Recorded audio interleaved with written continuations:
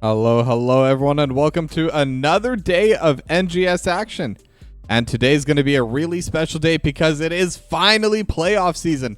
We're going to be having the first round for Division E, and this is also the first playoff game scheduled for Season 19. And it looks like the teams are already pretty much ready, so I'm going to go through this a little bit quickly. But let's take a look over at the playoff bracket because we do have a graphic for it. But 30 Seconds to Mosh and Rage, both in those top two positions, going to get the bye. And the match we're looking at over in that bottom right, going to be Habitual Line Steppers from the 3rd seed and Crimson Cyber Squad in the 5th. And now the map picks have already been done, at least for the start. And note, this is a best of 5. You need to win 3 maps before you can move on. And the first pick was picked by Habitual Line Steppers. Map picks going to be Alterac and Infernal Shrines, banned by CCS. Tomb and Battlefield of Eternity, banned by HLS. And the first map, Dragon Shire. As we see already, as we're headed into the first draft of the first game. Let's get those predictions going for everyone in the chat. And I'm trying to get some stats open right now, but I don't have my full monitor set up quite yet, so still trying to get that going. But one little fun fact about this map, neither team has actually won a single map yet off this. Habitual Line Steppers is 0-1 on Dragonshire, and CCS is 0-2 right now. But it looks like it is something they've been prepping, and especially for playoff season, you're going to be playing up to 5 maps. If it goes all 5 games, there's only 2 maps that aren't going to be picked or banned. So you have to be ready. You have to prep for anything except 2 maps that you are going to ban yourself. But other than that, it's all on you. Now the draft going to get started here. I'm looking over at the picks. Uther going to be the first ban. And that is going to be a pretty big support / tank even getting removed. I mean, Tunley's played a ton of that. Is super annoying to deal with it. And Uther in general, I think, is in a really good spot right now. Can definitely bring a lot of pressure. Can definitely bring a lot of control as the Sergeant Hammer going to get banned away.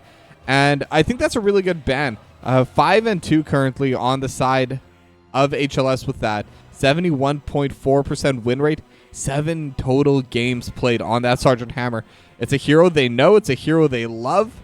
And it's a hero I'm sure they don't want to be given away. As Falstad going to be the next ban coming out of HLS.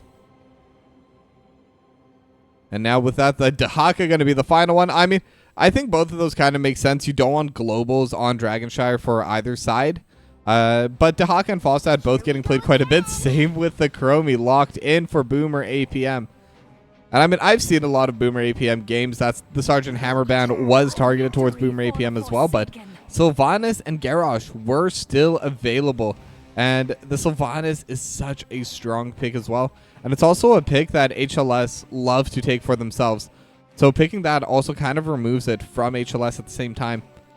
Now the Garrosh definitely going to be a pretty big playmaker. Going to be able to bring in quite a bit of pressure in this game as well. And interestingly enough, Garrosh and Sylvanas have not been picked yet this season. So this is going to be something pretty new for them.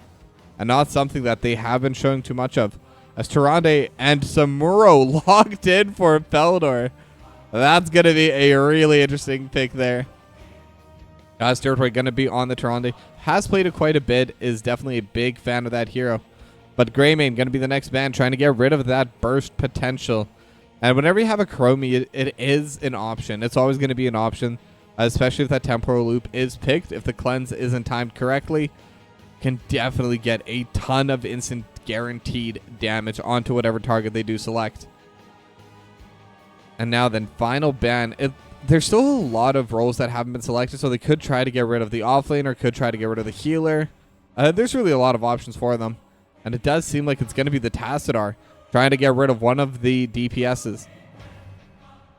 Now, Sylvanas is a pretty solid DPS, but most likely CCS will be taking that double DPS frontline, that double assassin. Most teams do. There are a couple exceptions. Some teams do like that triple frontline composition, double healer. But the standard pick is definitely going to be that double DPS. And they are going to have to pick 2 here. They're going to go with the Malfurion combo. And their 4th pick going to be the Hogger for Prybomb. So leaving Extrix with the final pick on that flex roll. And I think that makes a lot of sense. Can kind of react a lot better to whatever draft does come out of HLS. As a Joanna going to get locked in for Vern. And just waiting on that final pick for No More Heroes. They don't really need an offlaner. Somewhere should be able to handle that. So they do need someone to help with the damage. And it's going to be the Tracer. I think Tracer should be pretty good at dealing with the Malfurion. Should be able to get onto the backline, deal quite a bit of DPS. But at the same time, I think Sylvanas actually may be able to out-trade onto the Tracer. Depending on when that recall is used and how. But it should be a pretty fun matchup there. Xtrix has the final pick, and honestly, I'm not entirely sure what they should pick here. I would like something that has a little bit of crowd control, just to help deal with the Samuro, and it's going to be the Nazebo. So it does offer a little bit with that zombie wall, but not too much. Well, what it does give is a lot of scaling. So this Nazebo is going to be incredibly tanky in the late game. And with Tracer and Samuro, they're not going to be able to deal with tanks too well. Chromie will, but that's just one hero that Xrix will have to watch out for. And other than that, once the scaling does come through, there's going to be a ton of damage over on CCS. Well, that being said, the first draft is complete. Both teams are ready to go. So here we go with game number 1.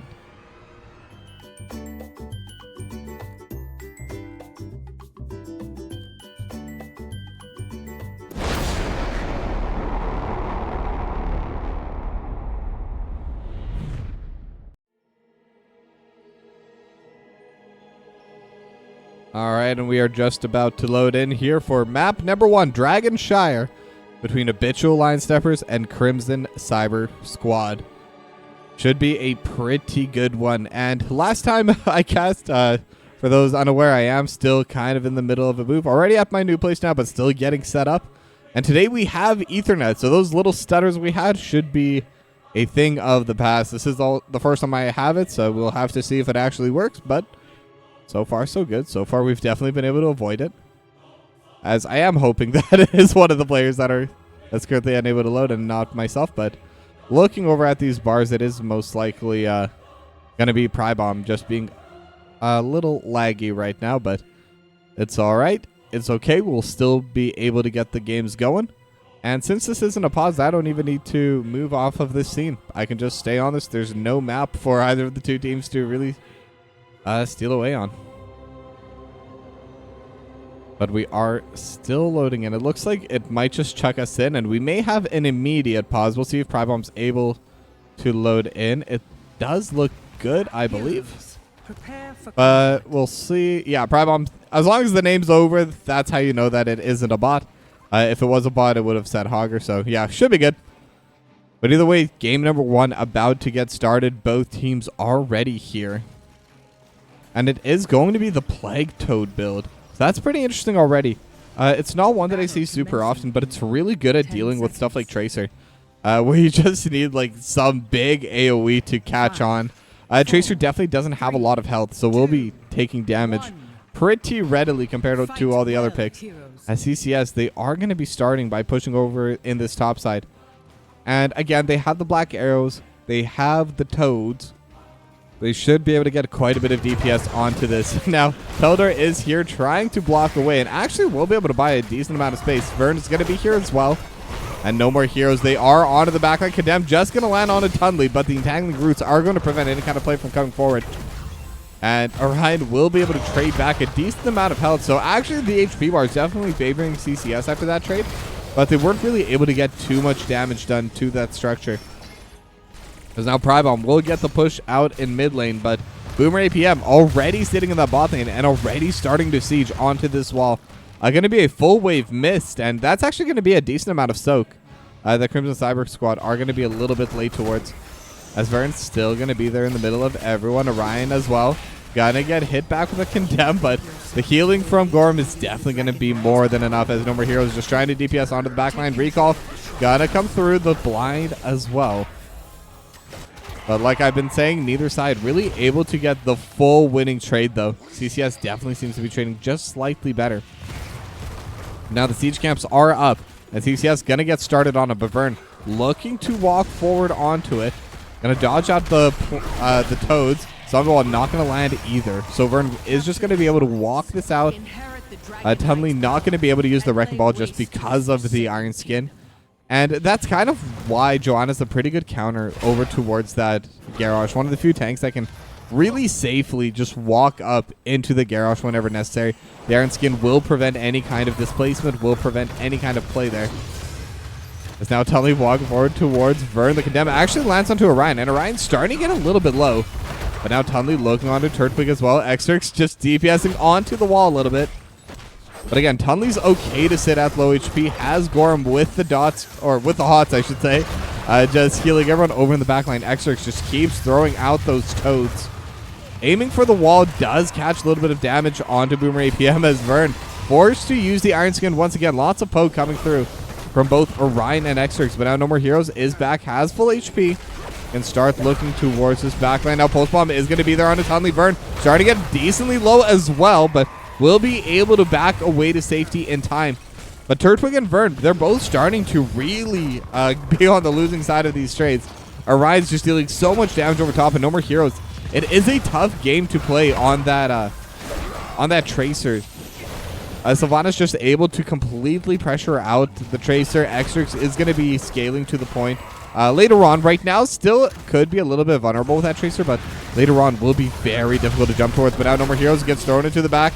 Vern still looking with the Condemn over to the backline, but not going to be able to get too much done there as more Plague Toads just kind of hitting onto Vern, hitting onto everyone.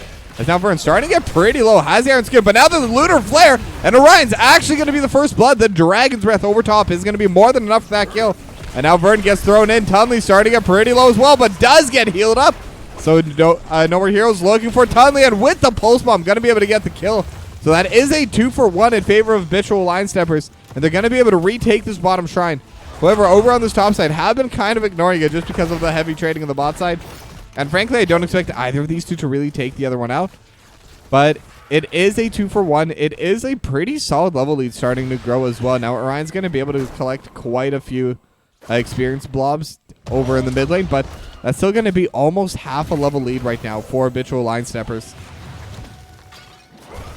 And now they're just going to keep pressing out this bot lane. Not too much damage has gone onto the structures. But Orion actually taking a decent amount of poke from both Vern and No More Heroes there in the mid lane. But now they're going to run down to the bot lane looking towards Gorham. They have the Entangling Roots, and they're going to throw Xerx back to safety into the fray. Going to be used for that. Pulse Bomb, though, does land onto Xerx as well because of that.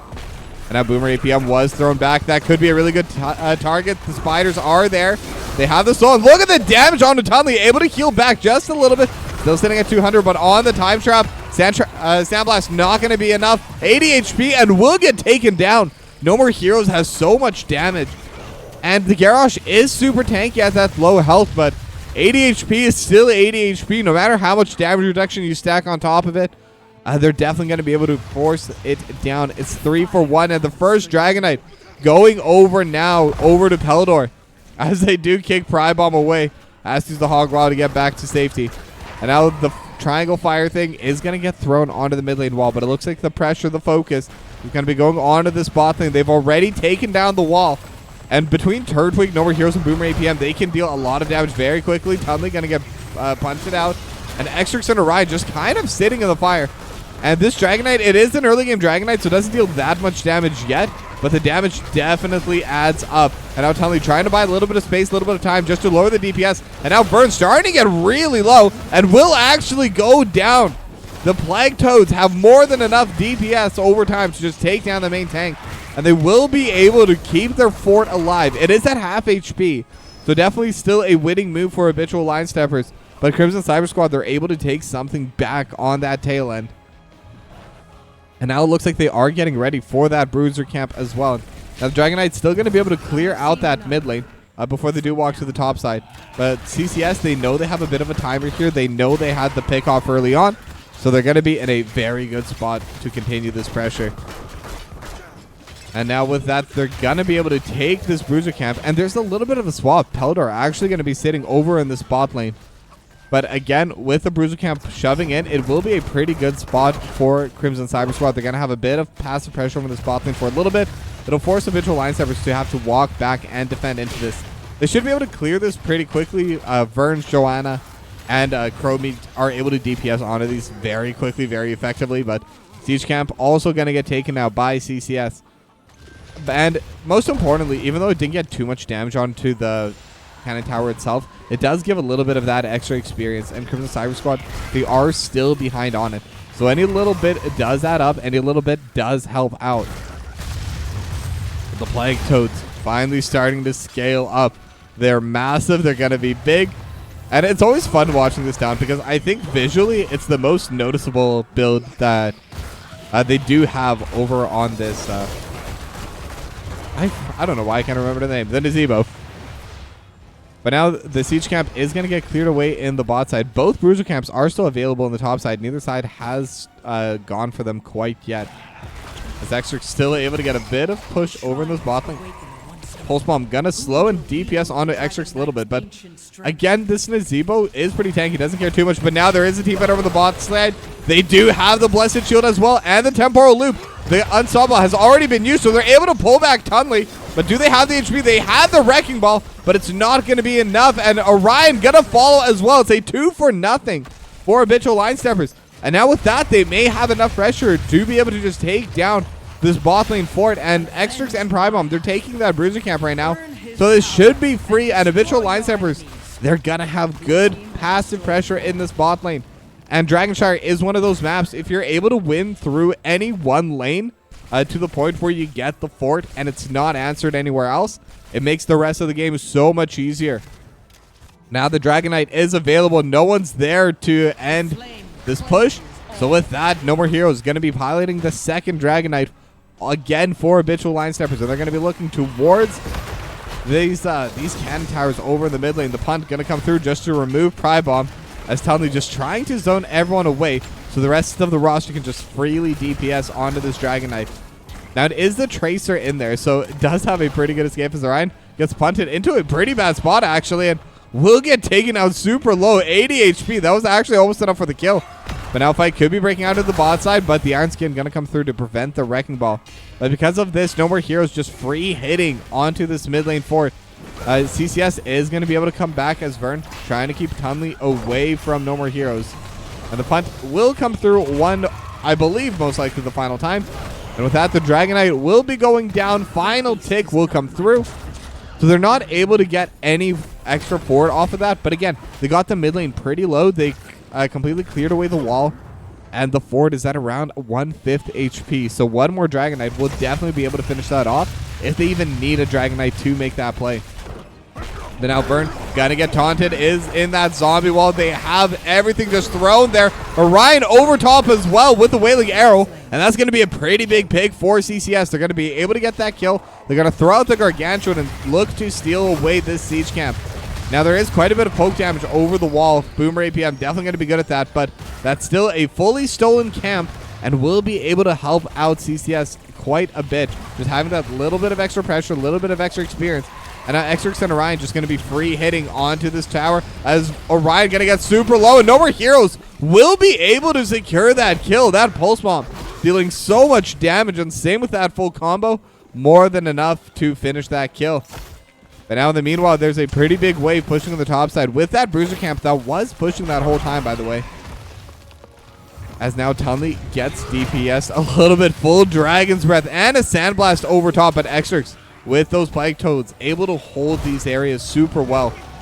But Putter in the meanwhile should be able to finish off onto this fort, but now the Starfall over top. They're still looking for the fight. Extrix is going to go down. Same with the Garrosh, and it's just going to be that 2-for-0. As again, Habitual Line Steppers, they're really starting to grow this lead. They're really starting to get away with this game. Level 16 to 14, almost a full 2-level lead. And now they're going to start pressuring over onto this bot side. They have they have a Siege Camp just dealing so much damage to this cannon tower. Might even be able to finish it off, but with the final hit, will be able to get it. Not going to be able to get too much damage onto the gate, but that's still a structure gone. As Primebomb trying to get a little bit of damage in return to that top lane wall. But either way, Habitual Line Steppers are definitely taking control of the map. They're going to be able to get this Bruiser Camp as well. And with the shrines available, this should definitely be something to go in favor of the Habitual Line Steppers. I think Pelter does win eventually. Hog Wild actually going to force them to get off of the point. But it looks like right now they don't care about the Dragon Knight. They're just looking to get a little bit of pressure. But actually, Prybomb able to get the solo kill on the top side onto Peldor. That's going to be a really big kill for CCS because now they don't have to worry about the Dragon Knight. They can just focus fully on defending this bot lane. They don't have to worry about anything else. But that being said, they're still going to get a decent bit of damage over onto this bot lane wall, but nothing too much, nothing that will really stick. Just going to be the gate taken down, which was already decently low, and that cannon tower is still quite healthy. But Habitual line steppers, they are going to try and use the pressure they have in the bot lane, use the pressure they have in the mid lane to try and prevent Prybomb from getting any kind of play in the top side. They are bringing 3 members up, but it is going to be that Hogger is a very difficult hero to pick up. And again, this is why. The Hogwild just going to be able to get Prybomb right out to safety. And Tunley should be able to just walk up and grab this shrine in the bottom. And we're probably going to have a little bit of musical shrines happening in the next little while, as both teams just going to be constantly moving between where they can contest and where they can't. But now Prybomb might get jumped upon. The Bruiser Camp is going to get stoned by Habitual line steppers. But frankly, that could have been so much worse. But it looks like they may try to fight instead. They have the Shockwave, lands on to 3, but Prybomb going to get taken down before CCS is able to get there for that team fight. That's going to be a Bruiser Camp stolen. And actually, with the fort still alive, this will be able to get a little bit of permanent damage over onto this fort. But the zombie wall and the toads should be able to clear these out very quickly, especially with the help of Orion Sylvanas. But Conley going to be back up in the top lane, going to be able to retake onto this top shrine. As Vern going to be here in the bot lane. And we are seeing everyone's favorite thing on Dragonshire, the musical lanes. Just going to be taking their turn on each of these lanes. Going to take turns having their pressure, but bit by bit, Habitual line steppers should eventually win out on this because every single time they swap lanes, they're able to push it in just that much further. As now Tunley gonna get slowed down, gonna get the taunt as well, and with the unstoppable, but it's starting to get pretty low and will get burst down. Now Blessed Shield was thrown out over top, same with the Pulse Bomb, not gonna be able to land, but that's still a kill. They're able to take down Tunley, and with that, I believe they should have more than enough to get that Dragon Knight. Peldor going to be sitting up on that top side right now. Prybomb, the only one that's anywhere near that bottom shrine, but obviously will not be able to get there in time. No More Heroes is already waiting, is going to start channeling, and that will be the 3rd Dragon Knight going the way of the Habitual line steppers. As the siege camp is there, it was getting traded upon, but CCS will be able to secure it. Now the Gargantuan was used for that, but that's not going to be available for this next play as Prybomb going to get punted out of the way, and the Dragon Knight is already pushing in. Going to be getting some pretty solid damage onto this wall. And again, this is now the 14-minute Dragon Knight. The later we get into the game, the stronger this vehicle becomes, the stronger this DK becomes. And now they're already going to be able to finish off this entire wall, but now the taunt over top, the Starfall as well, and with the Wailing Arrow, Vern actually in a really bad spot, but has the level 20, and because of that, we'll be able to survive. Tunley going to be the first goal. They have the stun over the back line, and they're able to get the Hogger, and it's a 2-for-0. That level 20 talent coming in so clutch. A level 20 advantage was everything they needed to win this fight. Lunar Flare lands on Xtrix, but Gorm does have the cleanse at the very least. Orion and Xtrix had more than enough damage to clear away the Dragon Knight, but they shouldn't be able to defend onto the backline. They have the silence over to the backline. Wailing Arrow, Orion going to be able to jump backwards. No More Hero with the recall will be back in a safe space, but that will be the mid keep gone. And it looks like Habitual line steppers, they're not ready to end this push yet. They're still looking towards Orion, still looking to jump onto this Sylvanas. It would actually buy a decent amount of space, a decent amount of time, but the healing not going to be coming out in time as now Xtrix is the next target and will be able to just throw out quite a bit of poke with those Plague Toads. And now the other 2 members are back in. Tunley is here. They have the stun. Peldor is starting to get low, but able to jump away. They have the taunt as well on a Turdwig. Vern tanking up the core and the bottom keep at the same time. So they will only get 5% permanent damage, but they will be able to get themselves an extra kill onto Xtrix on the way out. And again, they're level 21 to the level 18 of Crimson Cyber Squad. Almost a full 3-level lead now in their favor. And now they will take some time. They will re-heal. And frankly, I think they even have the time to just be able to wait for this next Dragon Knight to come through. And with it, I believe they should be able to just end the game. So it's really going to be on CCS. They need to try and play proactively, try and get something back in their favor. Maybe some kind of pickoff, maybe even just taking a Dragon Knight, even if it doesn't get a lot done for them in the push. It will be able to at least delay the game so they have their level 20s. As now Tunley looking the backline, but Blessed Shield already going to land on it too. They have Gorham caught, and Gorham going to be the first to go down. And now the Starfall hitting on everyone. Tunley's gone. Xterx is gone. It's a 3-0. Habitual Line Steppers playing with so much confidence in that play. They're going to be able to get the kills. They're going to look to this keep, and I think this should be it. I think this is going to be their best opportunity to try and end the game. Peldor also going to be pushing in the mid lane at the same time. Has that Blade Storm as well for that fast wave clear. And now it's just going to be on a Pry Bomb and Orion trying to hold on to this, but I don't know if they can. I don't know if they have what it takes. And it doesn't seem that way. Habitual Line Steppers still looking for the backline. They're looking for the core and just no more heroes trying to zone them away. And they should be able to secure this. Game number 1 going to Habitual Line Steppers.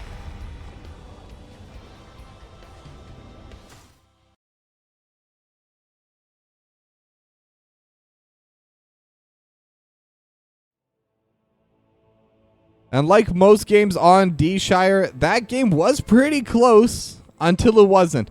Once the Habitual Line Steppers, they were able to take over the map. They were able to get that middle vertical line that I always talk about. They were able to just keep on pushing. They were able to keep the lanes shoved in. And whenever it was up, they took the Dragonite and they were able to push it in. But that final push, I think, was an absolutely good call. It shows the confidence that they have. They knew that you can engage on us. We don't care. We're ready for it. Vern just goes in, immediately lands the stun onto 3, and that's all she wrote. Well, that being said, that was game number 1, but this is a best of 5, so we have at least 2 more games coming up. But first, we're going to go to a short break, and when we come back, it'll be game number 2, so don't go anywhere.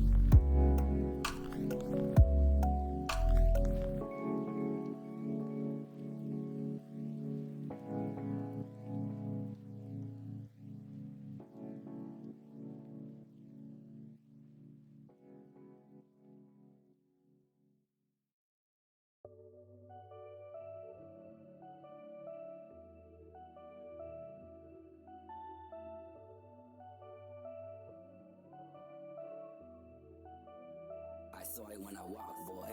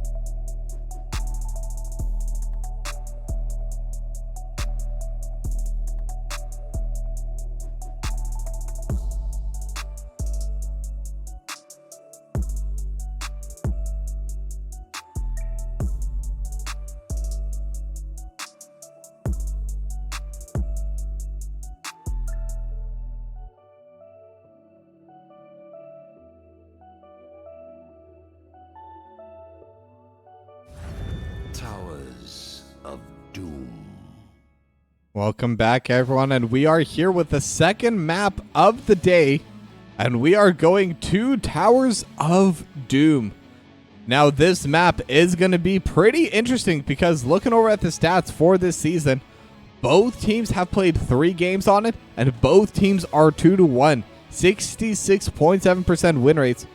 So this is a map that both teams feel pretty confident in. This is a map that both teams have proved themselves pretty solid upon. So this is going to be a pretty big game changer, but not surprised to see Sergeant Hammer going to be the first ban once again from CCS, just keeping Boomer APM off of that pick. And the Falstad going to be banned again for Habitual Line Steppers. And I really do like that Falstad ban. I think it is a pretty big playmaker. It is going to be that pretty annoying hero to deal with just overall. Falstad is so annoying, has a lot of good builds. Whether you want it as an auto attack or you want it as a major, there's a place to fit in.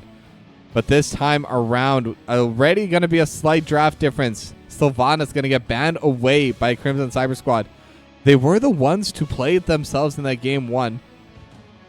But like I said earlier, Habitual Line Steppers, they really like that pick. It's one of their most picked heroes.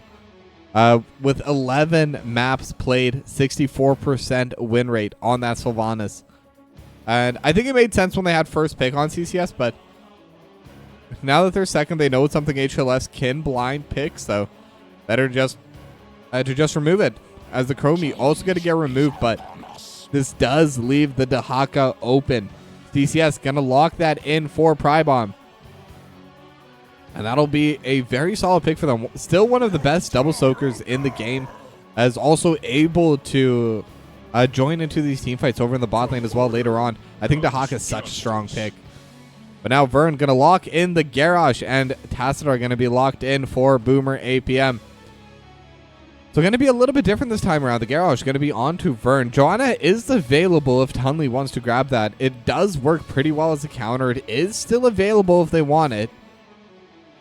And I do believe most tanks do play it.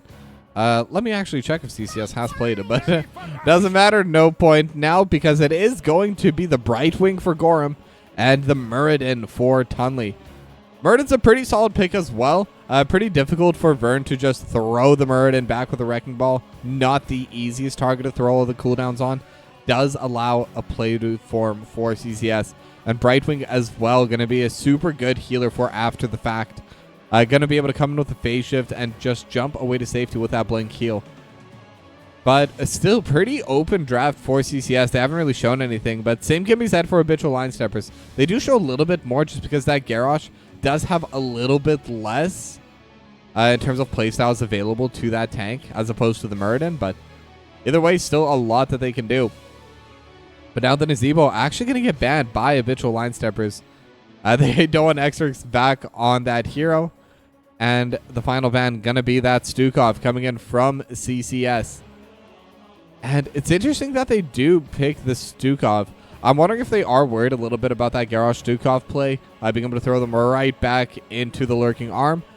And going to be kind of slowing them down there. And just kind of preventing any kind of safety back. As Peldor once again going to lock in the Samuro. And Turtwig again on the Tyrande. And Kalamanzi, I am kind of done my move. I'm still getting set up. I don't have my desk here because I was going to order one, but they're out of stock. So it's only coming back to stock in like a week or 2, and then however long it'll take for shipping. So the move is done for the most part. That's what matters. So I will be a little bit more consistent than I have been the past week and a half, but still going to be some time before I'm back to my full daily no-life routine of just casting every single night. And I am looking forward to that, don't get me wrong. But next 2 picks going to be the Genji for Orion and the Jaina for Xrix. The Genji pick is really interesting to me. My only thing is looking at the CCS draft, I think if Gorham does play Anduin, I think Anduin would be perfect for them here. Especially with a Genji, with a Muradin, lots of different styles, lots of different opportunities for that light bump combo. But either way, Genji going to be really annoying to deal with for the Tassadar, going to be really annoying for the Tyrande. And the Greymane going to be the final pick for No More Heroes, which is going to be really annoying for the Jaina. Depending on the build, of course, but we have seen a bit of every build recently. We've seen that auto attack build, we've seen the Worrigan build, and we've even seen a Flask build. So we'll just have to see how it goes. But either way, draft number 2 is going to be done. So let's get headed right into the game.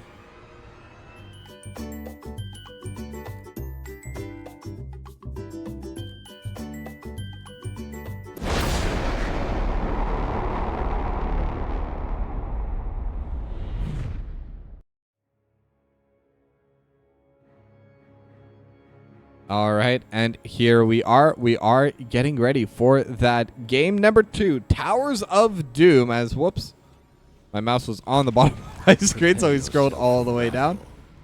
And how'd the t-shirt giveaway go? It went pretty well. It was a lot of fun. I think we did it about a week and a half, maybe even 2 weeks. It went over to Vendrick, which frankly I think makes a lot of sense. Vendrick donated probably half the points needed for that. And I believe they even received it a couple days ago, so it went quite well. I'm definitely looking forward to doing another one probably next season. Maybe I'll do a jersey instead. We'll have to see. Maybe I'll also increase the amount of points. I don't know. But either way, right now, focus is going to be on this Towers of Doom as we see the Sentinel getting tossed through the mid lane. Not going to land onto anyone, but it's going to be all 5 members of Habitual Line Steppers going to be here. Peldor just kind of going in that invisible form. They do see Pry Bomb. And what they don't see is that CCS actually bring 4 members straight to the bot lane as they look to rush down this cannon tower. Now, I don't think they'll be able to finish it off, but half the HP is still going to be pretty decent. As now they're looking over into the bot lane. Orion starting to get a lot of poke down. Or starting to get poked pretty hard as Tunley tried to jump away, but the Wrecking Ball came out at the same time. There's no more Dwarf Toss. And now the Shock Ray over the top, and now they're going to be able to take down Tunley. And that was a 1-0 as Gorham will be able to back away, but that's still first blood going over to Habitual Line Steppers. That's a pretty good play for them. They're going to have that early lead, and they're going to have that early pressure over to the bot lane. Now, Xtrix will be able to deal quite a bit of damage. Will be able to clear this wave thanks to that Blizzard and that Cone of Frost, but it's going to take a little bit of time before they're able to get onto their Sapper camp. And Habitual Line Steppers are going to be on their camp first. They're going to be able to take it down pretty quickly. No more heroes and Boomer APM both on heroes that are really good at taking down these camps and potentially could look to contest because CCS, they are a bit slow, but instead they're looking towards Tunley. They already had the Wrecking Ball this time. Dwarf Toss was there. Lunar Flare not going to land, but the wall perfectly placed, and Tunley just had nowhere to go, and now they're going to toss no more heroes into Xtrix, and a couple more hits. Xtrix still going to be able to survive the flask, not going to deal enough damage. But CCS, they were still looking towards the siege camp, but they don't have enough DPS. They're going to get it stolen away from them, and I don't think they can contest it. So Habitual Line Steppers, they're taking a very solid early game lead. 2-0 in kills and 2-0 in camps. Now they're going to get that push on the bot side. They've already crashed onto the cannon towers. Level 4 talents already available as well. And the next 3 sappers, 2 of them crashed. The third one will get taken down early, but Tunley once again, 3rd kill going over to Habitual Line Steppers, and they're just bullying onto this Meriden. And now I said earlier, this isn't a hero that you can just toss into the backline, but at the same time, it turns out I was wrong. Habitual Line Steppers say, yeah, you kind of can. You can just throw this Meriden wherever you want him to be, and then you can do whatever you want there. So much damage going through that way as Vern starting to take a little bit of damage, but again, Turtwig's there for the healing, has that bonus armor at low HP. But level 5 to level 4, almost a full level lead coming out right now from Habitual Line Steppers, just slightly below that. As Peldor going to be pushing in the top side, Pry Bomb will be there to kind of correct that. But the altars are spawning. It will be 3 altars as that first usual spawn in. They are poking down a little bit onto Vern, and actually quite a bit of damage already dealt. As Tunley looking to the backline, looking towards Turtwig, but will get thrown away with the Wrecking Ball. But that's a Wrecking Ball that hasn't been used aggressively. But look at the damage from the Shock Ray. Already at 50 stacks on that static charge. So every single time one of those lands, the next one just going to be that much stronger. And now it's 4-4-4, but they do have the drag. They are looking for the stun. They have the polymorph. They have everything, but Vern is just so tanky. But they are jumping onto Turtwig instead. Peldor, and then meanwhile, has been able to finish up the altar. And Habitual Line Steppers, they don't lose anyone for it. So it's 36-32, and they're able to get away with that play. It was close as the Shock Ray. I think if that landed onto Xtrix, that might have been enough. Because now Tunley walking forward will be able to create that slow zone. And Pelder just kind of pushing in with those clones. The main Sombrero is over in the top lane, going to be able to get that initial push, but level 7 talent advantage now there for Habitual line steppers. They're going to get started on their own sapper camp. And because of this timing difference, because of this talent difference, they could look to contest onto this next one themselves if they so choose. Now they will be able to finish it off. Level 7, still not there, but will be there soon for CCS. And it looks like they decide to just catch the free soak over in the bot lane instead.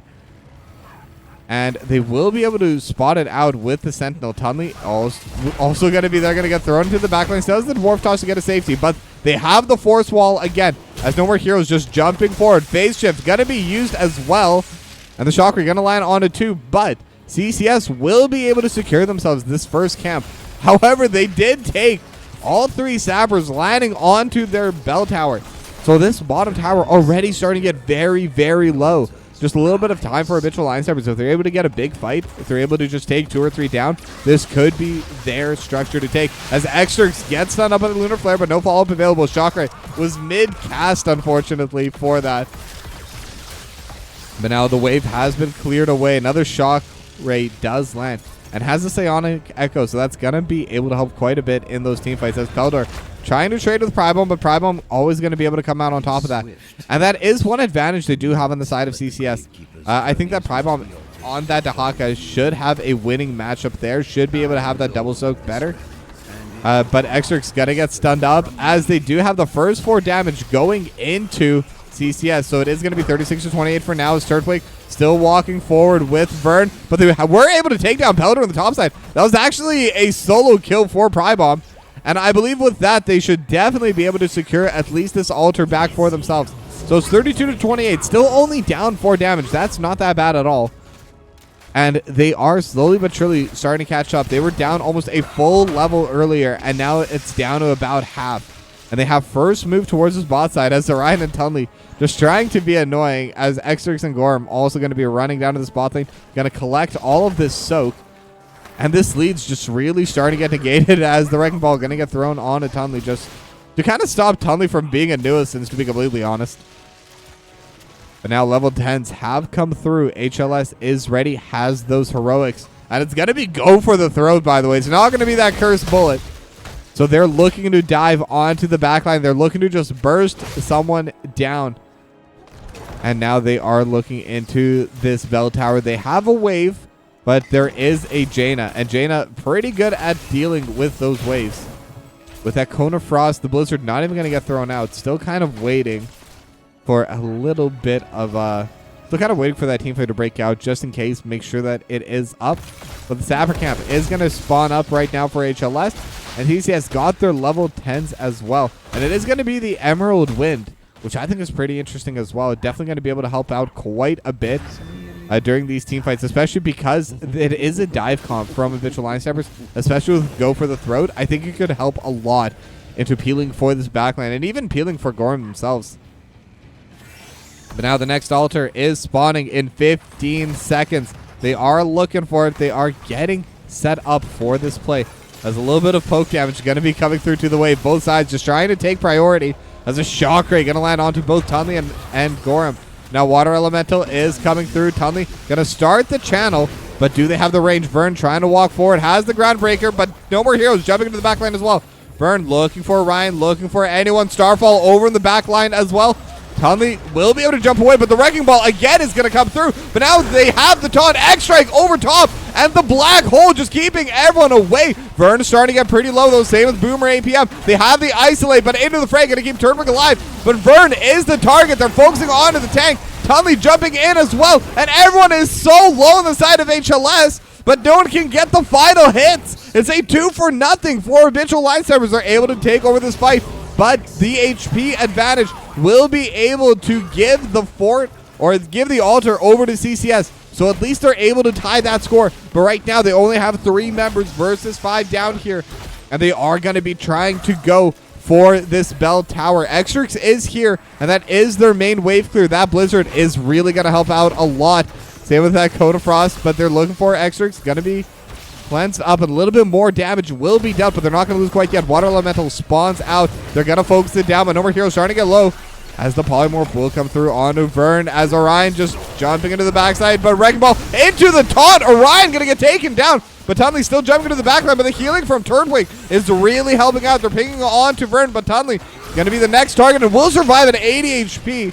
But Gorm now gonna get stunned up by the black hole. No one to blink to, and will be able to just run away. But Lunar Flare lands on the Tunley, and with the Wrecking Ball, they're gonna be able to get the kill. Now Prime Bomb trying to come in from the backline, goes into stasis. Do they have any more crowd controls? No, they do not. They've already used it all to take down Tunley and to almost take down Gorm. But with that, that's still going to be even more kills going the way of HLS, and they got themselves the bell tower, more importantly.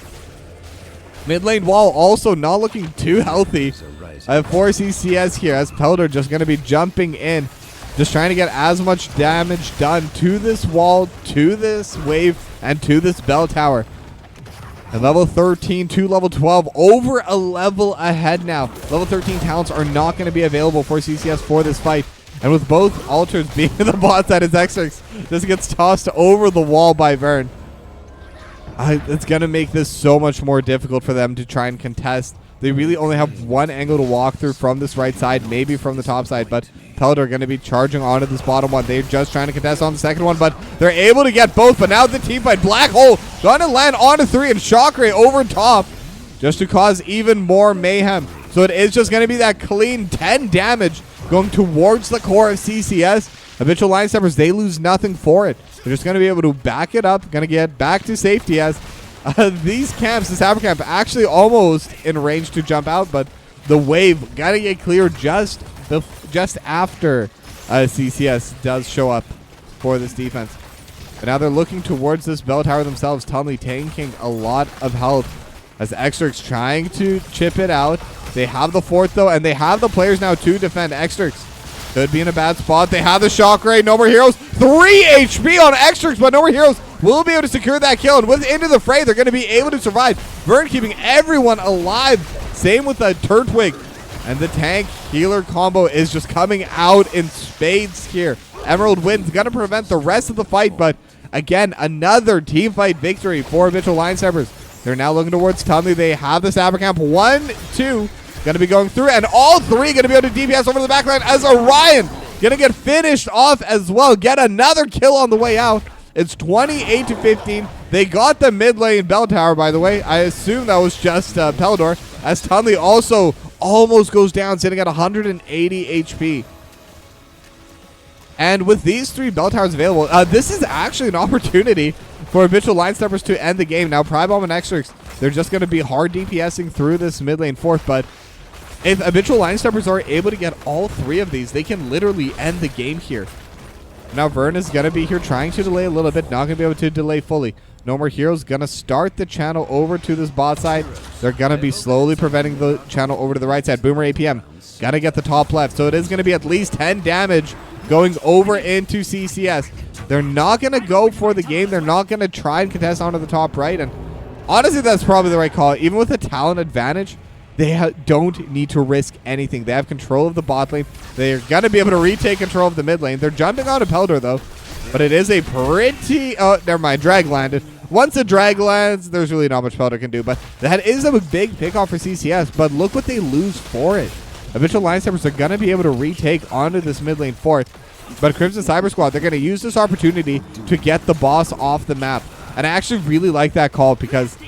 I mean, Habitual Line Steppers, they're in a position where they really could just end at any moment. Only 1 HP needed for the boss to become lethal. So it will be at least a little bit of damage. It's now 21 to 5. Saber Camp does get stolen. Tunley looking for a play. Looking on to Vern, going to be able to get the stun. They have the facial coming through. Vern gets hit with the drag. But now the black hole going to prevent any kind of follow-up. They have the cleanse. And now Tunley looking for No More Heroes. The No More Heroes might be a bit too far up. But into the fray from Vern. Just again used defensively. And it's going to keep the main carry alive for Habitual Line Steppers. As now instead, the Saber Camp, one of them actually did go through. So it is 4 HP left on the CCS core. So any altar, assuming even bell towers, will be the game for Habitual Line Steppers. It is the one altar spawning over to the boss. They're looking towards Xtrix.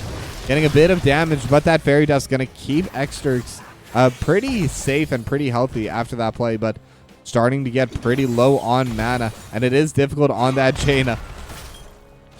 A very mana-reliant hero. Pribom still looking to retake the mid lane as Peldor looking to take the top side. They have the stun onto Voriel. Have a little bit of poke as well, but now Tunley gonna get thrown into the back line and will get... Oh no, survives at around 10 HP.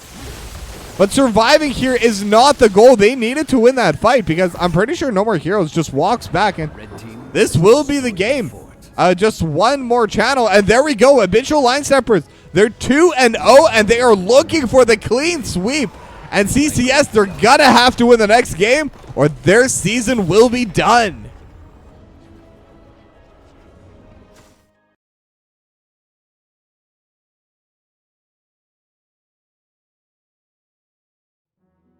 Very, very clean game coming out of Habitual Line Steppers. They were just able to out-teamfight early. They were able to out-push because of those extra team fights. I mean, if we scroll just by damage, a Boomer 8PM just constantly landing those shockers, constantly landing those black holes, those psionic storms placed perfectly. And those first few kills just repeatedly onto Tunley. Like, I can't even really be super... Like, I'm not going to criticize Tunley because I don't think it was misplays from Tunley. It was just really well-formed plays coming out from Habitual Line Steppers that were just able to take down the Samaritan. As eBegatron, thank you very much for the 2 months. B-bobble. But with that, gonna go to another short break, and when we come back, this is a best of 5, by the way, so we are coming back. There is still gonna be some more hot action coming to you. So we're gonna have game 3, and Habitual Line Steppers looking to go straight to the semifinals. But we'll see right after this.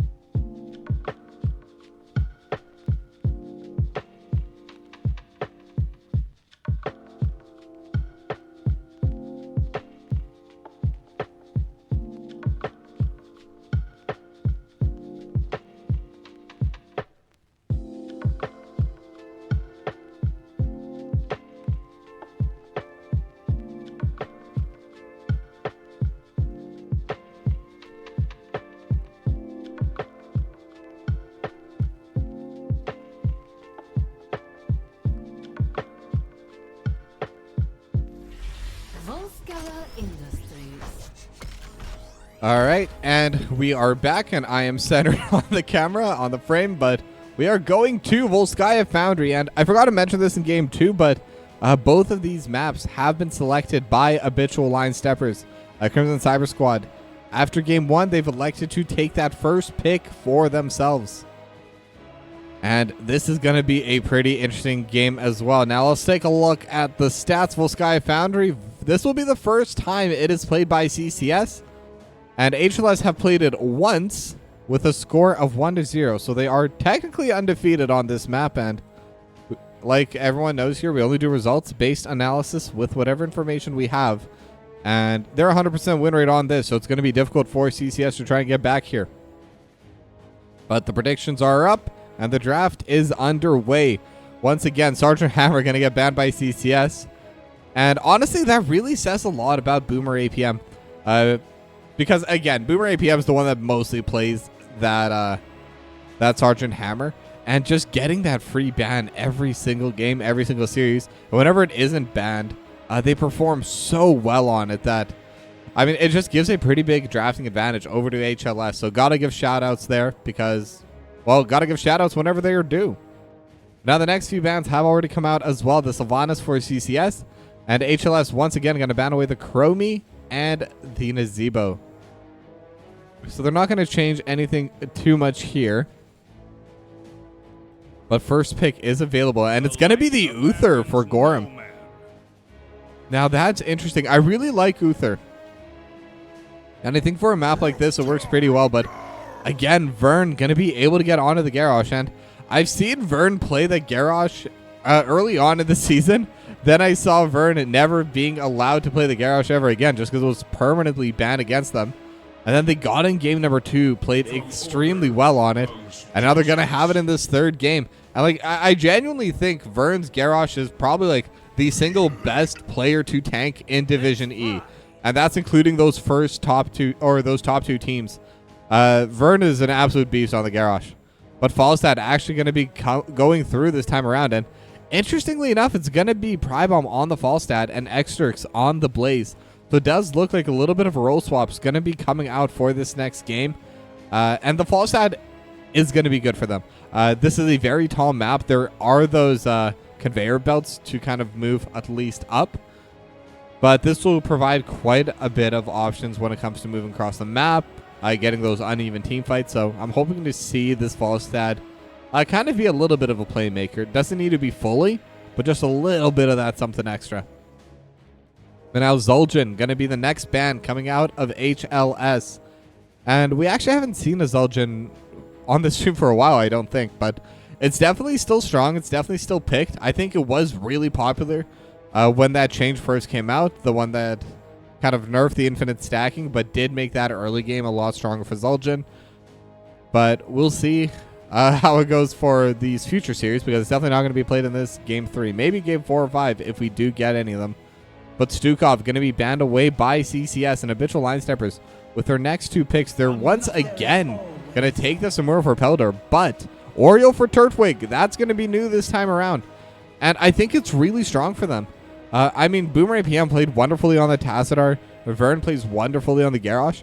And Oriole is one of those heroes that's just really good whenever there's a team that wants to clump together. And Garrosh wants to be clumped.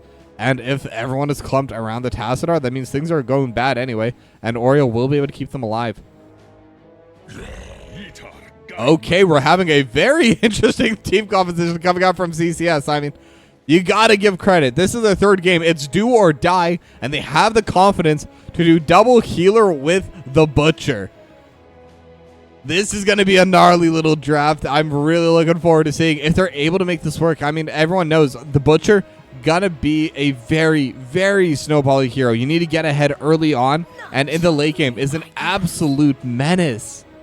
But you have to get there, and if you're not able to get there, the Butcher does nothing. But with the Kerosene there, they're going to be able to deal with quite a bit of damage over to the front line. Uther going to be able to provide that extra sustain, extra healing, and potentially even the D-Shield just to make that Butcher even more powerful. So there's definitely options for CCS, but Habitual line steppers with the Maiev, by the way, for the 10th pick. Going to be bringing in even more control. So really going to come down to execution, but this should be a fun one as we head to game number 3.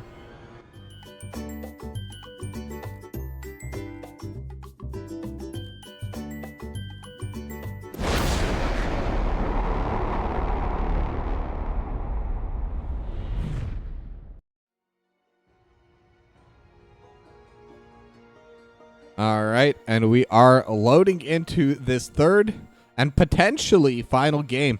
If HLS, they're able to conquer Crimson Cyber Squad here, they will be able to move on into the semifinals where they do play against, I believe it's Rage. Let me actually check which side of the bracket they are on. Yes, it would be against Rage. So that's going to be a pretty tough matchup for them. It's a pretty tough matchup overall. Rage has looked strong this season. But before I get ahead of myself, the series isn't over. CCS, they can still come back. They can try and pull off this reverse sweep as we are headed into Game 3 on Volskaya. But again, this is going to be a very, very do-or-die team composition from CCS. Double healer with the Butcher. Now, the one issue I could see is it is difficult to find a target for them. If they're able to burst down Vern, I think it would be pretty easy for them. But I'm not sure if they have that damage. And outside of that, Peldor, really difficult to lock down. No More Heroes, very difficult to lock down. Pretty much has to be Boomer, APM, or Turtwig. But with the safety that the rest of the roster is going to provide, it will be very difficult to get an angle to find them. So that being said, both teams just going to be grouping in that mid lane, just a little bit of trading going back and forth. But the fresh meat needs to be collected by Orion this game. And if they're able to get enough, they will be able to scale pretty well. As Extric's going to get thrown over the wall. No More Heroes going to be there as well. And very quick first blood going over to HLS. As again, Vern just knows the distances, knows the angles, and will be able to throw Extrix over the wall and get that first blood for the team. But now it is important to remember that collecting those 200 fresh meat, that's what's going to really matter here. Now, I know it's not going to be super common to see that hero, so that's why we'll be going over that. But the more meat they have, the more damage they have. But they do lose the stacks upon death. But now, Prybomb going to get pulled backwards. Orion is in the middle of everyone. Starting to get taken down pretty low, but the slow from Prybomb going to be able to help enough. Tunley is going to be here as well. No More Heroes starting to get taken down a little bit low, but we'll be able to just jump back to safety. In the meanwhile, Gorham going to get started on this fortification camp. Now, the fortification camp not getting started by HLS yet. As now another throw from Vern. Going to toss Tunley right into that mid lane. And I think Tunley wanted to be there anyway, so really not a big deal.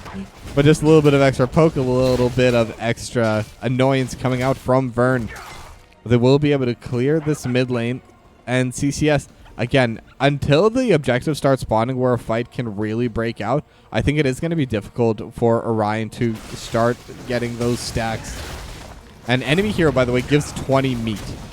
And then will lose 15 upon dying. But with 200, those become permanent. They're never going to lose upon death. So Ryan can play super, super aggro. And at the same time, it is important to note that while the meat is slower to grab when you're not hitting heroes, you are still able to get it. It is completely possible to just hit 200 stacks without ever team fighting. But again, typically not the way you want to play this hero, but it is possible. And on a slower map like Volskaya, I think it actually is doable to some extent. But now the siege camp going to get taken over by CCS and will also get matched here as Turtwig gets the final hit. And Boomer APM will be able to secure that camp for themselves. Now they are grouping over in this mid lane. And again, the control point A will be spawning soon. And CCS, they don't really have a true tank. It is kind of Tunley on that Uther. We've seen Tunley play that Uther a few times this season. So it was definitely a potential flex pick for themselves. But it's still going to be double healer. It's still going to be difficult to deal with for the side of Habitual Line Step. Because the Unstoppable is going to be coming through just in case Tunley does try to get the Hand of Justice stun. And now the Shockwave going out over top. Boomer APM still stacking that up. 20 stacks now on static charge. That means 4 Shockwaves have landed so far. But already on to 19 Gathering Storms. And obviously that 30 is going to be the biggest deal. That's going to be the biggest jump in terms of DPS. But it's still going to be a little bit of time. As Prybomb not going to get hit by the Groundbreaker. As the Stormhammer just going to fly out over top. Ryan just stomping on Vern as well. Is a juicy target because of where they position. But now Tunley going to get stunned up into the front line and immediately bursts down. And now we'll be able to heal in death. But that's a big, big burst coming out from HLS. 2-0 now. as both sides contesting onto this control point. Pelder and Xrix just going to be sitting on it. 36 to about 30. 36 to 29. So they are pretty close onto it. Level 7 talents are there for both teams, as Ryan and Gorham are able to get the push on the top side. But now HLS, they're looking for these structures here in the mid lane. Orion going to jump into the back line, looking for no more heroes, but not going to be able to get that charge, as I actually don't know like any of these ability names. Hamstring, Butcher's Brand, and Ruthless Onslaught. The Ruthless Onslaught, that's the main one. Everything else is just DPS, in my eyes anyway. But already 80% onto this point, so if they do want to contest it, they do need to get going onto this. Fortification camp is going to get done by Prybomb and Gorm. They have 2 turrets. Those could be a good opportunity for them to fight. They only have 1 turret on the side of Habitual Line Steppers. They're going to throw one down immediately for CCS, just trying to buy a little bit of space. So they will be able to retake onto this, but they can't give it up anymore. They're kind of locked into this control point, at least for the time being. Now this turret does last a while, but mid lane gonna get shoved in here. Pelder shoving in the bot side. They are going to send Xrix to deal with that. But Tunley gets thrown to the back line as I scroll down, and will get pulled back with the Emerald Bind as well. So that will be a pretty big pickoff for them. And I believe with that, they should be able to retake onto this. Still 15 seconds before Tunley is back. So will be the Protector going over the way of Habitual Line Steppers, as Xrix is going to be on the point as well. It actually buys a little bit of time, but could be in a bad spot. Pelder just going to be wailing away with that staff. The Pyromania going to be used there, but I do believe Xrix should be able to just back out to safety. But now the Protector is here over in the mid lane. They have been able to secure that on the side of Habitual Line Steppers. And this objective definitely takes the longest to actually take, but once you get it, it's one of the most powerful objectives in the game. Is Turdwig going to get jumped upon with the Ruthless Onslaught? Still looking for Turdwig. Needs a little bit more damage. One more hit, 14 HP. And Turdwig is able to get back to safety, as because of this, they still have the Protector just dealing as much damage as they want over to this mid lane fort. Now the entire team is going to be here to DPS into it, as Orion's still trying to pick up a little bit more meat from these minions. Now they will be able to save their mid lane fort, but that's a ton of damage to that structure. And when there's a Tassadar in the game, just that little bit of poke from the Shockwave, from the Psionic Storm, might be enough to get the kill. This problem does get a hit by the hand, and they're going to lose a bit more of this wall on the top side. Boomer APM and No More Heroes going to get dismantled from the vehicle now, and they will lose out on this play. Ruthless Onslaught from Orion just going to get used to farm a couple creeps. And already at 85 fresh meat, by the way. So the stacks are coming. And the stacks are coming for 2 of their players, by the way. CCS, they really have incredible scaling this time around now. Level 10s are available for both teams, but Heroic finally going to get locked in. It is going to be that D-Shield. They're not going to have that Divine Storm coming through for that extra teamfight lockdown. A Divine Palm will be chosen, though, so that's pretty interesting. I believe it has been buffed in that last patch, but I think this is still going to be my first time seeing it. So it's going to be able to help quite a bit. It's going to give that extra safety over to the Butcher, over to Orion, and frankly, anyone else that does get jumped upon. Last time they have been able to get some pretty good pickoffs on Tunley, but now Xrix might be in a bad spot, but will have the bunker, will be able to buy a little bit of time. Umbral Bind will come through as well, but Xrix still trying to back away to Tame Strike. Gotta get thrown as well, and it's so difficult to get out here because of these conveyors. And now Vern is there, No More Heroes is there. Xrix, do you have anywhere to get out? Just trying to buy a little bit of time. As in the meanwhile, Crimson Cyber Squad, they're just kind of in the area. Xrix gonna try to reset, but I believe Vern should be able to check this and will be able to spin and throw Xrix over the wall. And Xrix will be going down there. But now again, the mid wave is gonna get shoved in the meanwhile. So CCS at least getting something for themselves. They have the top lane shoved in as well. So overall, good map plays coming out from them. They're at least getting something back. But I mean, it's still 4-0 for HLS. They're definitely going to be the ones winning out on that trade. They're definitely going to be looking to take even more with that. The support camp, this biotic emitter is available, and it is slowly but surely getting cleared away. And with that, they're going to have 2 turrets and the biotic emitter for this next big team fight. However, in the meanwhile, CCS, they're looking to shove in the spot side, and they do deal quite a bit of damage over to these structures. And it's important to note that everyone on CCS does scale quite well, but Xrix gonna get hit by the containment disc, and Xrix just respawn. Umbral Bind is available, the silence is there, but Jet Propulsion just gonna find one, and with the light Sorry, with the black hole. They're actually not going to be able to find Xrix quite yet, but Tunley is there. Xrix is alive, but they did have to burn the Gus. They did have to burn the bunker. But at the same time, black hole was burned. Same with a containment disc. So it was 2 for 2 for heroics. However, containment disc is a pretty short cooldown. I don't think it'll end up mattering, though, as HLS, they do back away to take their own siege camp. Control point is unlocking both sides. Level 13 right now. Still a half-level lead for HLS, but they're not going to have that extra talent advantage for this next team fight. So this could be the best moment for CCS to try and fight in this mid-game. But the one main difference is it's 2 turrets to 2 turrets plus a biotic emitter. So that is something that does favor HLS a little bit. And at the same time, Pelder is also just able to push out in the bot side. It is 4v5 in the top. So as long as it takes them to take this protector, HLS is just getting free soak, free leads over the bot side. I think CCS, if they're going to be here as 5, they need to fight. But it's going to be difficult to try and force out and engage. Turtwig already using the detainment strikes. That's going to be a cooldown that they had.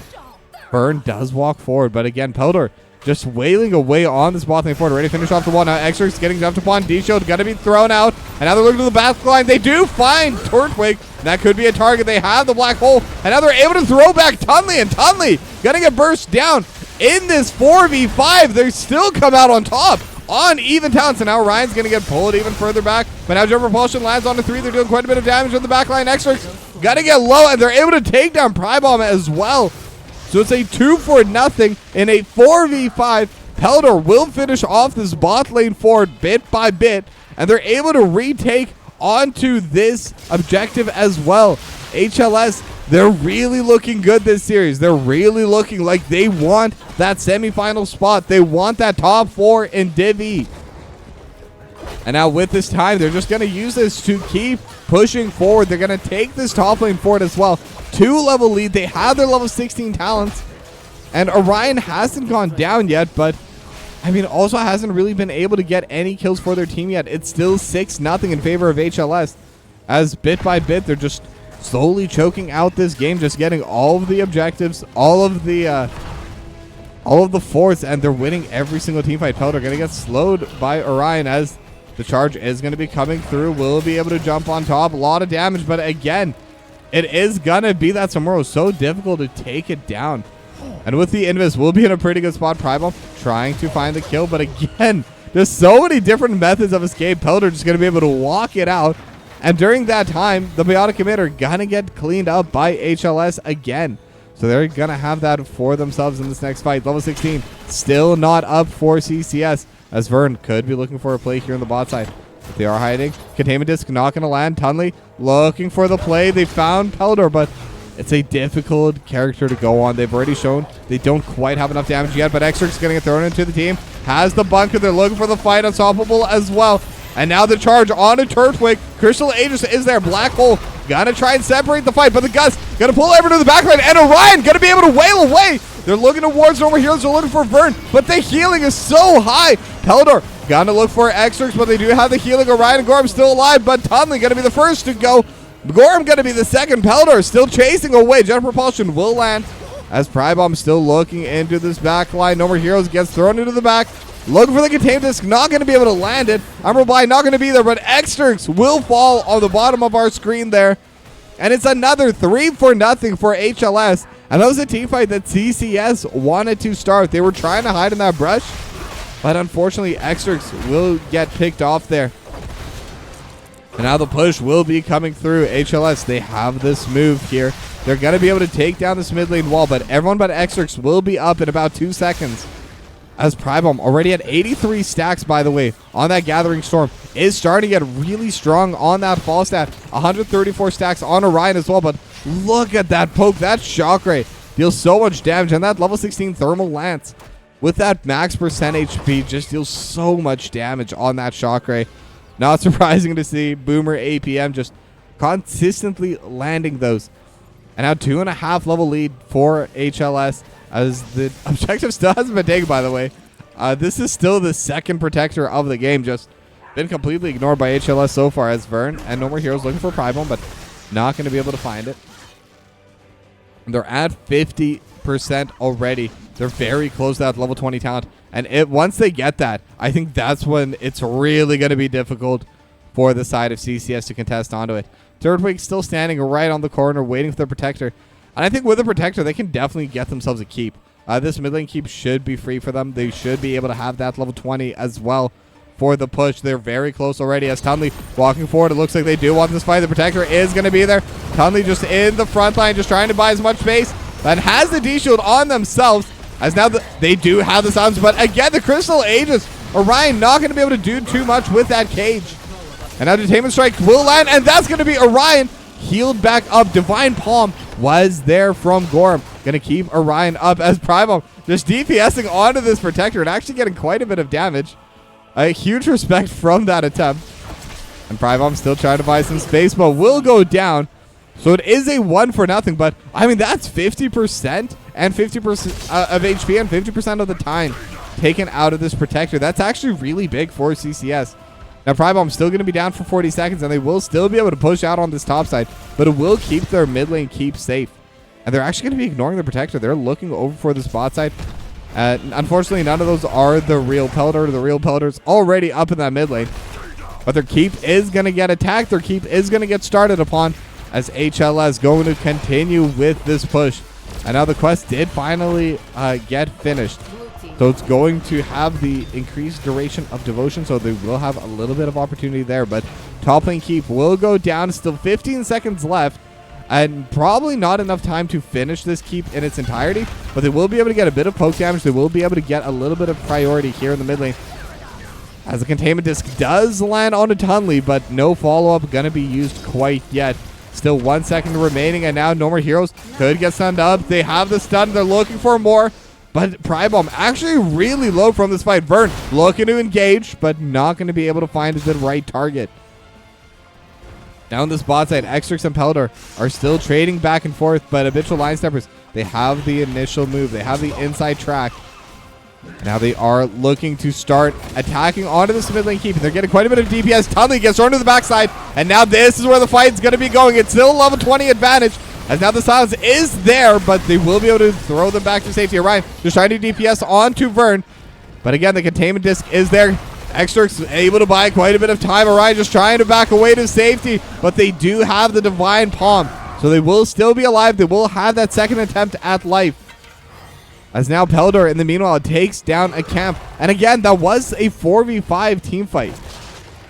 So this was still a fight that CCS, despite being a talent down, could look to take. But again, the Crystal Aegis just buys so much time. The Crystal Aegis and the Black Hole together just keep this Butcher entirely off of their backline, entirely off of anyone that could really start taking damage from it.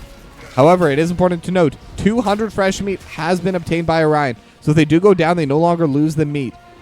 And that's going to give an additional 125 attack damage and 25% attack speed. So Orion is scaled, is going to be in a very strong spot. And I believe still gets permanent meat from heroes, so can continue infinitely stacking on this Butcher. Right now, the map state's just so difficult. Even if they're able to fight now, is it truly enough? Level 20 is going to be there. The wind wall going to be coming through. And it is going to be the Slaughterhouse.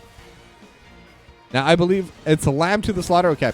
I have no idea what these heroics are called. This is my first time catching a Butcher. Casting a Butcher, actually, so it is pretty fun, but would love to see a little bit more come out of it, and maybe it still will. With those 200 stacks, the extra damage is actually pretty insane.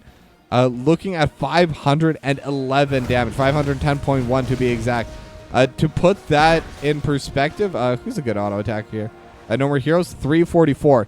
So about 50% more damage coming out of this Butcher. So this is going to be a very, very strong hero if they're able to get a good fight started. Now, Extrix has an angle on the backline, and this could be an angle for an engage, but we'll be backing away. We'll be coming back to group with the team.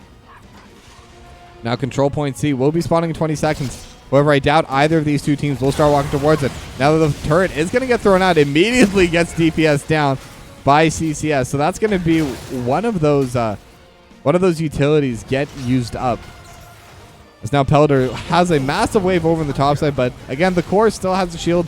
Not going to be able to get too much value out of it. And it looks like the next team fight is going to be down on this control point. And Habitual Line Steppers, they're already sending most of their team, everyone except Peldor, down there. So this will be the angle for the fight, as Xtrix is standing in the front, just trying to shove the waves in.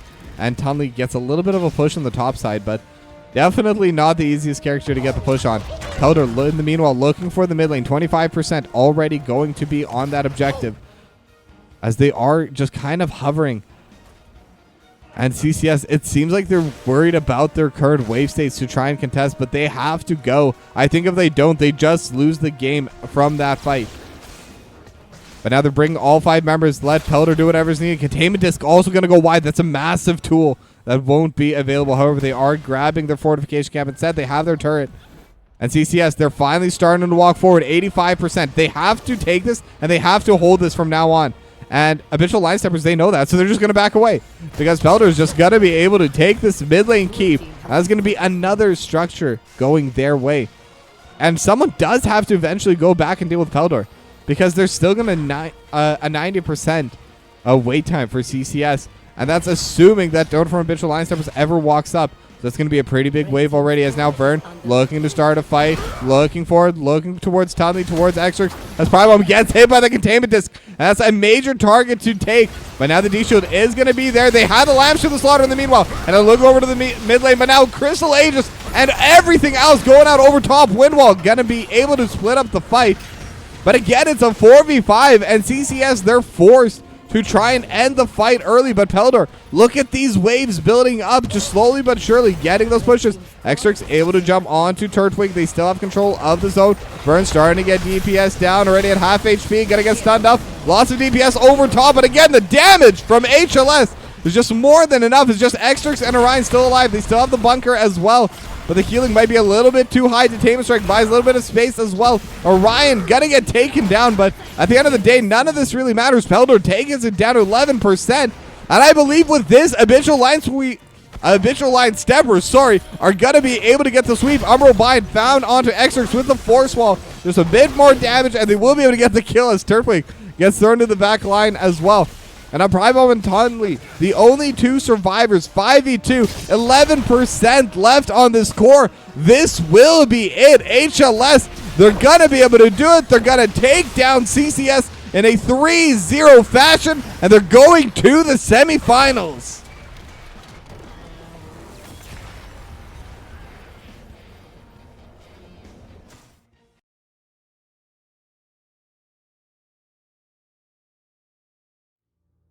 And really, really well played by Habitual Line Steppers. And most importantly, for anyone that does care about this thing, Game 3 was a perfect game. 0 deaths, 0 forts gone. 8 and 0 major objectives going the way of CCS. So Habitual Line Steppers, especially in that third game, they were able to show why they deserve that spot in the semifinals.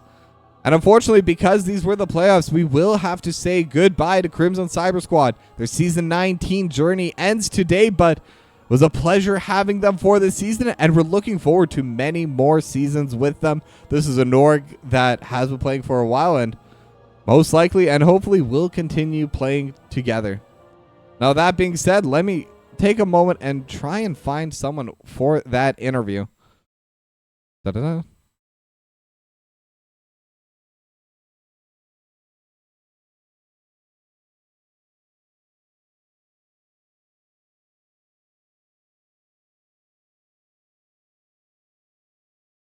All right, so I've sent in the invite, and now we wait for the fish to bite.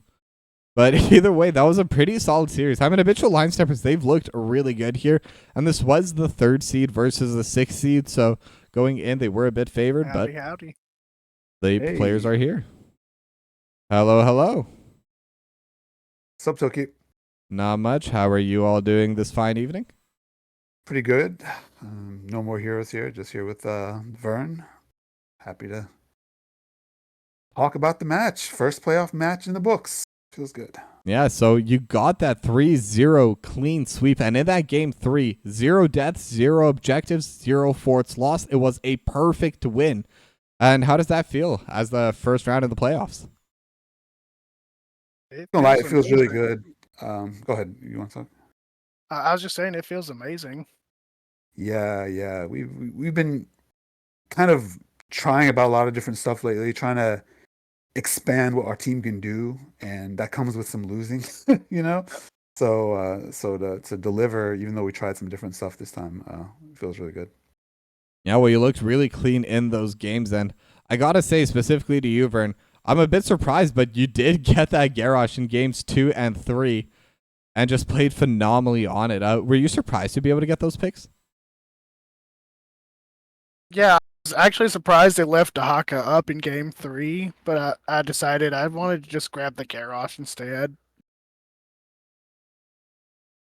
Now, I believe with those games, you are going to be up against Rage next. And what are your thoughts on that matchup? It's gonna be a spicy one, I think.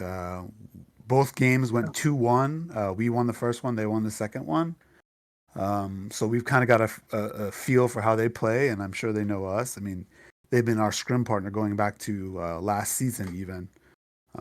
So a lot of familiarity there. Hopefully, we can put on a good show. I'm excited for it. Now, is there anything specifically you're worried about when it does come to playing against Rage? My tank gets blown up a lot. Yeah, Gonna fair have to enough. learn how to not do that. Yeah, So now that's Rage is go ahead. no, you go. Yeah, no, just Rage is a team. They love to brawl a lot, and they're a very experienced team. That's the thing. You know, we're kind of a newer team, but they've been around for a while now. So there's definitely an unknown factor. You don't know what they can spring on you in any given game. So that's, I'd say, my concern with them. All right, now a little bit of a spicy question, if I may. In the sister series between Yavapai and Trial by Annihilation, who do you have favoring winning that series? Ooh, that's another spicy one. Vern, you got any Yeah. thoughts? That's any man's game there. They're both pretty talented. Yeah, talk about veteran teams. I mean, Yavapai is so clever. They- they're the most unpredictable team in our div, I think, in terms of what they're gonna throw at you. And you know, but 30 seconds. Let's be fair. They won our division pretty convincingly, I think. I think they're going to be the favorite, but I think Yavapai has a puncher's chance. It's going to be a fun match. Hopefully, it gets cast and people can watch it because yeah, our div has been pretty competitive. So I think we're set for a good playoffs. Yeah, definitely been fun to watch there. And now I believe you have more than a week to schedule your next game. Now, do you want to get that game going earlier, or would you rather have it later and have a bit more time to practice? I'm not sure we've had that talk yet, have we? No. It's pros and cons. I think there may be some real life circumstances which may also dictate when we play it. But we'll have to talk to Rage and see. But I don't know. Like, yeah, it's good to get some extra games and extra scrims in. But at the same time, it's late in the season. Um, most teams, I think, are pretty set on what they want to play and how they want to play at this point. So, you know, I don't know that having extra time is going to be a big advantage. I don't think. All right, I have one big question still left, and that's the new patch has hit PTR, and typically with their release cycles, if you do make the finals, the patch will come out right before the Div E Grand Finals. Do you think that's going to make a big change over who's favored, or do you think it's going to affect every team evenly, and whoever just ends up being the better team at the end of that day is the one that's going to come out on top? Gosh, I was so focused on this match, I'm forgetting what was in this patch. Can you remind me real quick? What are the big hits of the patch again? I think the big hits were I have Didn't they Horus for buff Ana. Ana? Ana got decently buffed. They completely ruined what's his face? The golden offlaner. I remember all of his ability names. I can't remember his name. Imperious? Imperious, that one. Okay. But yeah, Imperious gonna be costing a lot more mana to get those pushes. And then I believe they gave a brand new talent over to Lunara. Though from what I gathered, it's not going to be too impactful. And then there was one other new talent. I don't remember who that was for, though. Well, I know Yavapai has a pretty strong Lunara player. So if they make the finals, that's something to watch out for, I think. The other heroes, I mean, those are like more like pocket picks. I mean, I don't know that there's any like, Imperious or Ana mains in our div that's going to really change the game. I think Malthael got buffed too, right? Yes. Malthael got extra range. So that could throw a wrench in things a little bit. He's a pretty strong niche as it is, and getting buff could help him. But just given who's getting changed, I don't think it's going to have a massive swing on the Div E finals. But it could throw something spicy in there. I mean, maybe worth practicing some of those heroes just in case. Who knows? Depends on how much time you got in your hands, I guess. Yeah, definitely going to be fun to see. And then my final question over to you. Are there any shout outs you'd like to give? Is there anything you'd like to say to all your fans out there? CCS played a very strong game this match. We can definitely tell a difference between the first time we've played them this season. Yeah, I agree. They probably get my vote for most improved team of the season in terms of where they started versus where they are now. And hopefully they feel like they got to play their best games. That's how you want to end the season, right? But no, shout out to the friends and family who stayed up to watch our games. Our little hobby here. It's always nice to get that support. Shout out to Div E enjoyers and the Twitch chat.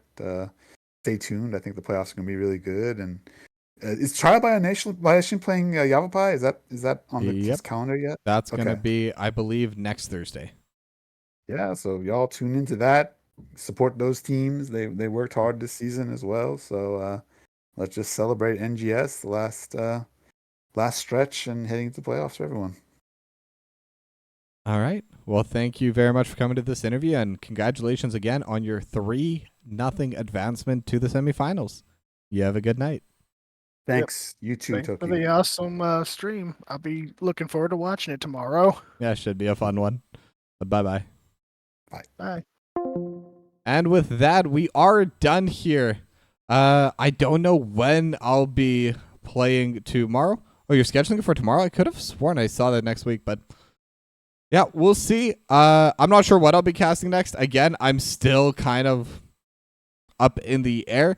I should be getting more and more consistent in the next couple weeks, but again, give it a bit of time. But either way, for every playoff game, I'm sure someone will pick it up. I believe last season, every single playoff game was cast.